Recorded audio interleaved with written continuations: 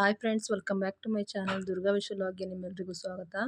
ನಾನಿವತ್ತು share ಮಾಡ್ತಿರುವಂಥ recipe ಹಾಗಲಕಾಯಿ ಚಿಪ್ಸನ್ನು share ಮಾಡ್ತಾ ಇದ್ದೀನಿ. ತುಂಬ ಒಳ್ಳೆಯದು, ಆರೋಗ್ಯಕ್ಕೂ ಕೂಡ ಕಹಿ ಇರಲ್ಲ. ಈ ರೀತಿ ಚಿಪ್ಸ್ ಮಾಡ್ಕೊಂಡು ತಿನ್ನೋದ್ರಿಂದ ಮಕ್ಕಳಿಗೂ ಕೂಡ ತುಂಬ ಇಷ್ಟ ಆಗುತ್ತೆ. ಹಾಗಲಕಾಯಿಯನ್ನು ಜಾಸ್ತಿ ಬಳಸೋದ್ರಿಂದ ಪಿತ್ತ ಕೂಡ ಕಡಿಮೆ ಆಗುತ್ತೆ ಮತ್ತು ಶುಗರ್ ಲೆವೆಲ್ ಕೂಡ ಕಡಿಮೆ ಆಗುತ್ತೆ. ಸೊ ನಾನು ಇದನ್ನು ಹೇಗೆ ಮಾಡಿದೆ ಅಂತ ನೋಡ್ಕೊಂಡು ಬರೋಣ ಬನ್ನಿ ಫ್ರೆಂಡ್ಸ್. ಇವಾಗ ನೋಡಿ, ನಾನು ಒಂದು ಹಾಗಲಕಾಯಿ ತೊಗೊಂಡಿದ್ದೀನಿ. ಒಂದು ಹಾಗಲಕಾಯಲ್ಲಿ ಮಾಡ್ಕೊಂಡಿರೋದು ತೊಟ್ಟನ್ನೆಲ್ಲ ಕಟ್ ಮಾಡ್ತಾ ಇದ್ದೀನಿ. ಇವಾಗ ಆಲ್ರೆಡಿ ತೊಳೆದು ಇಟ್ಕೊಂಡಿದ್ದೀನಿ ಅದನ್ನು. ಮತ್ತು ನೋಡಿ, ತೊಟ್ಟನ್ನೆಲ್ಲ ತೆಗೆದು ಇದನ್ನು ಸಣ್ಣ ಸಣ್ಣದಾಗಿ ಹಚ್ಕೋಬೇಕು. ತುಂಬ ಎಷ್ಟು ತೆಳ್ಳಗಾಗುತ್ತೋ ಅಷ್ಟು ತೆಳ್ಳಗೆ ಹಚ್ಕೊಂಡ್ರೆ ತುಂಬ ಚೆನ್ನಾಗಿ ಕ್ರಿಸ್ಪಿಯಾಗಿ ಬರುತ್ತೆ. ಇಲ್ಲಾಂದರೆ ಮೆತ್ತಗಾಗ್ಬಿಡುತ್ತೆ. ಈ ರೀತಿ ತುಂಬ ತೆಳ್ಳಗೆ ಹಚ್ಕೋಬೇಕು. ಕೋಲ್ಡಲ್ಲೆಲ್ಲ ವೆದರ್ ಕೋಲ್ಡ್ ಇದ್ದಾಗೆಲ್ಲನೂ ಸ್ನ್ಯಾಕ್ಸಿಗೆ ಮಾಡ್ಕೊಂಡು ತಿಂದರೆ ತುಂಬ ಚೆನ್ನಾಗಿರುತ್ತೆ. ಸ್ವಲ್ಪನೂ ಕಹಿ ಬರೋದಿಲ್ಲ. ಅದ್ರ ಜೊತೆಗೆ ಮಕ್ಕಳಿಗೂ ಕೂಡ ತುಂಬ ಇಷ್ಟ ಆಗುತ್ತೆ. ಮಕ್ಕಳು ಹಾಗಲಕಾಯಿ ತಿನ್ನಲ್ಲ ಅನ್ನೋ ಮಕ್ಕಳು ಕೂಡ ಈ ಸ್ನ್ಯಾಕ್ಸನ್ನು ಇಷ್ಟಪಡ್ತಾರೆ. ಸ್ವಲ್ಪ ಮಧ್ಯದಲ್ಲಿ ಸ್ವಲ್ಪ ಬೀಜ ಇದ್ದರೆ ಅದನ್ನೆಲ್ಲ ತೆಗಿಬೇಕು. ಒಂದು ಹಾಗಲಕಾಯಲ್ಲೇ ತುಂಬ ಆಗುತ್ತೆ. ಸ್ವಲ್ಪ ಎಳೆ ಹಾಗಲಕಾಯಿ ತೊಗೋಬೇಕು. ಬಲ್ತಿರೋದ್ರಲ್ಲಿ ಬೀಜ ಇರುತ್ತೆ. ಬೀಜ ಸಿಕ್ಕೋದ್ರಿಂದ ಚೆನ್ನಾಗಿರೋದಿಲ್ಲ.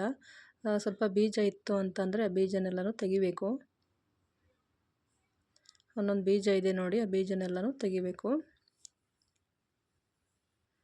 ಆ ಬೀಜ ಎಣ್ಣೆನಲ್ಲಿ ತೇಲಿಸಿದ್ರೆ ಬಾಯಿಗೆ ಸಿಗುತ್ತೆ, ಚೆನ್ನಾಗಿರೋದಿಲ್ಲ.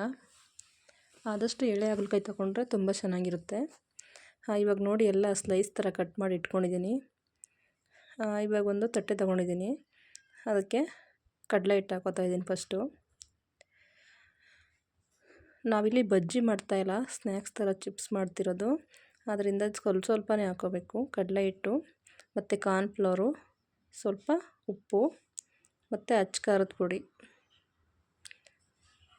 ಚಿಲ್ಲಿ ಪೌಡರ್ ಇಷ್ಟನ್ನು ಕೂಡ ಈಗ ಚೆನ್ನಾಗಿ ಕಲಿಸ್ಕೋಬೇಕು ಒಂದ್ಸರಿ ಡ್ರೈ ಆಗೇ. ನೋಡಿ, ಅದ್ರ ಜೊತೆಗೆ ಸ್ವಲ್ಪ ಆಯಿಲ್ ಕೂಡ ಹಾಕೋತಾ ಇದ್ದೀನಿ ನಾನು.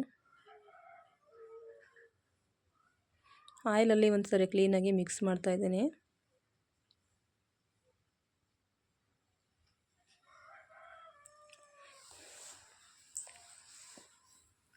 ಈಗ ಸ್ವಲ್ಪನೇ ನೀರನ್ನು ಹಾಕ್ಕೊಂಡು ಕಲಿಸ್ಕೋಬೇಕು.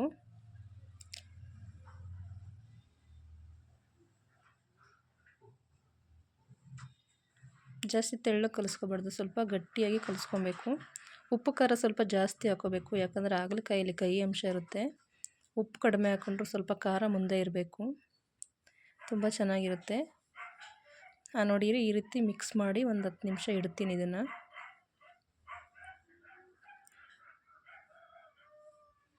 ಎಲ್ಲ ಸ್ವಲ್ಪ ಉಪ್ಪು ಖಾರ ಎಲ್ಲ ಚೆನ್ನಾಗಿ ಹಿಡೀಲಿ. ಅದು ಒಂದು 10 ನಿಮಿಷ ಇಟ್ಟು ಗ್ಯಾಸ್ ಹಚ್ಕೊಂಡು ಎಣ್ಣೆ ಕಾಯೋದಕ್ಕೆ ಇಟ್ಕೊಂಡಿದ್ದೀನಿ. ಇವಾಗ ಒಂದೊಂದನ್ನೇ ತೇಲಿಸ್ತಾ ಇದ್ದೀನಿ.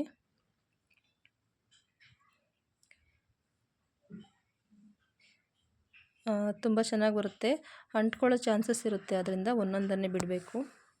ಒಂದೇ ಸಾರಿ ಎಲ್ಲ ಹಾಕೋಂಗಿಲ್ಲ, ಒಂದೊಂದನ್ನೇ ಹಾಕಿದ್ರೆ ತುಂಬ ಚೆನ್ನಾಗಿ ಬೇಯುತ್ತೆ. ಬೇಗ ಕೂಡ ಬೇಯುತ್ತೆ.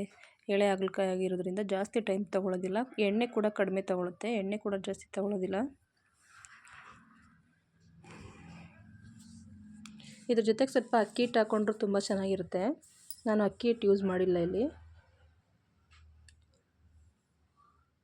ಯಾವುದೇ ಕಲರ್ ಕೂಡ ಹಾಕಿಲ್ಲ. ಎಷ್ಟು ಚೆನ್ನಾಗಿ ಕಲರಾಗಿ ಕಾಣಿಸ್ತಾ ಇದೆ ನೋಡಿ. ಒಂದು ಕಡೆ ಬೆಂದ ಮೇಲೆ ಮತ್ತೊಂದು ಕಡೆ ಈಗ ಎಲ್ಲ ಎರಡು ಕಡೆನೂ ಕೂಡ ಬೇಯಿಸ್ಕೊಬೇಕು.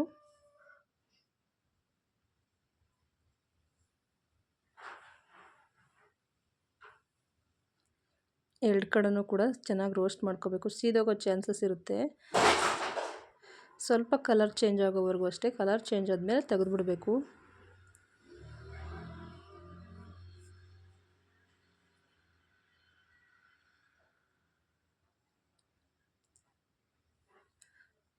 ಹೈ ಫ್ಲೇಮೆಲ್ಲ ಇಟ್ಕೊಂಡು ಫ್ರೈ ಮಾಡ್ಕೊಳ್ಳಿ ಇದನ್ನು.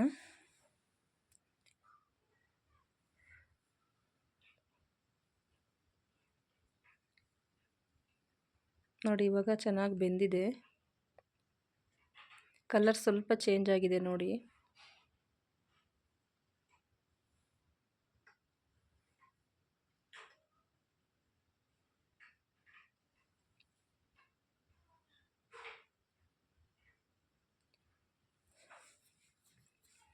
ಚೆನ್ನಾಗಿ ರೋಸ್ಟ್ ಆದಮೇಲೆ ಈ ರೀತಿ ಆಗಿದೆ. ಒಂದು ಟಿಶ್ಯೂ ಪೇಪರ್ ತೊಗೊಂಡು ಎಲ್ಲ ತೆಗೆದಿಟ್ಕೊತಾ ಇದ್ದೀನಿ ನಾನು. ಎಣ್ಣೆ ಎಲ್ಲ ಹೀರ್ಕೊಳ್ಳುತ್ತೆ ಟಿಶ್ಯೂ ಪೇಪರ್ ಹಾಕೋದ್ರಿಂದ.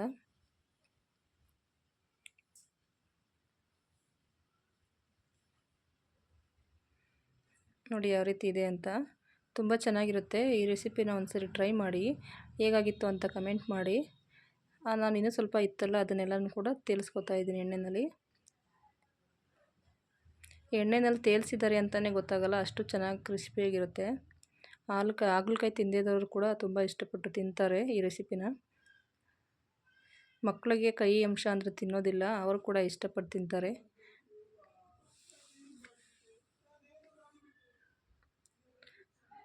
ಅಂಟ್ಕೊಳ್ಳೋ ಚಾನ್ಸಸ್ ಇರೋದ್ರಿಂದ ಒಂದೊಂದನ್ನೇ ಸಪ್ರೇಟಾಗಿ ಹಾಕ್ತಾಯಿದ್ದೀನಿ.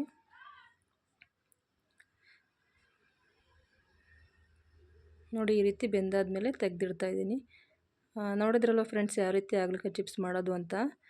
ಈ ರೆಸಿಪಿ ನಿಮ್ಗೆ ಇಷ್ಟ ಆದರೆ ಪ್ಲೀಸ್ ಲೈಕ್ ಮಾಡಿ, ಶೇರ್ ಮಾಡಿ, ಕಮೆಂಟ್ ಮಾಡಿ. ಥ್ಯಾಂಕ್ ಯು ಫ್ರೆಂಡ್ಸ್ ಈ ವಿಡಿಯೋ ನೋಡಿದ್ದಕ್ಕೆ.